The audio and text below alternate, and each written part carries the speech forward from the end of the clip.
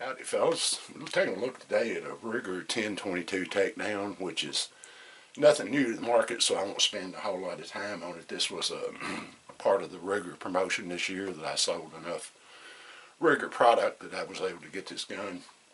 And pretty neat. It's got the flash hider on the front. This is considered their tactical model. I'll put the item number below in the description of the video.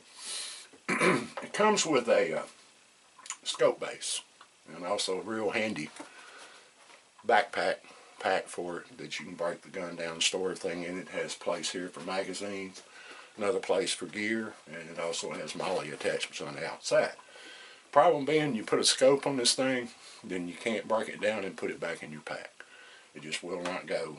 Wish Rigger would make it where you could put a scope, or you probably could put a small red dot or something like that and get it back in there, but with a scope it's just not going to work. So at the suggestion of one of my co-workers and friends, he said to take a look at tech sights. So I decided to do that. The sights from the factory are adequate. This rear sight, I've done some reading on it, and the adjustments are a little bit crude on it, and plus the screws have a tendency to break in it. So after I looked at the tech sights, decided that that's going to give me 8 more inches of sight radius, which is more forgiving as far as mistakes inside alignment. So I went ahead and ordered, I looked at them, let me back up just a second. They make 2 different models. They make the TSR 100 and the TSR 200. TSR 200 has the M1 carbine style sight with the AR-15 M2 type post elevation adjustment. Then you would have the windage adjustment in the rear, and I think that sold for 59 bucks.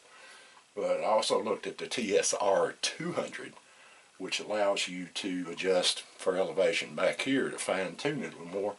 So I decided to go with that particular sight, that setup.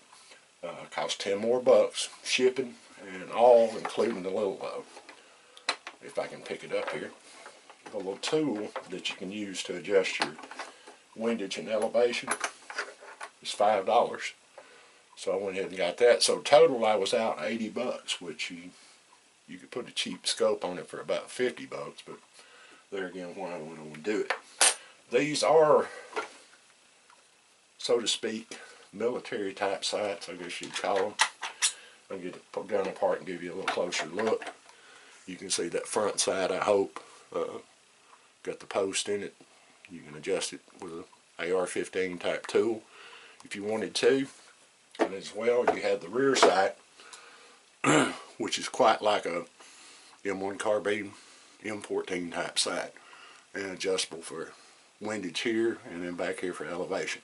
Gives you a little bit more of a fine-tuned situation for the gun. Now, installation on the thing is simple, especially concerning the back sight.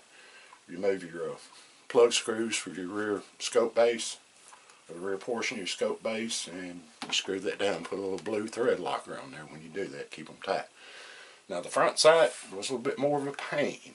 I had a little trouble drifting that thing out. I don't know if they put just a little bit of silver solder or anything in that, but that took some pretty good wrapping to get that completely off of it. But once you do that, in this case you take off the flash hider, and you just center that side on there, and it has 3 screws that set that thing on there. So you center it the best you can. Again, put blue thread locker on it, tighten it down, go to work. I'm really like the setup. I haven't shot it so far, but eventually I'll probably get around to doing that. But it's a really nice setup. Thank you for watching. As always, keep your powder dry. Mind your top knot, Pilgrim.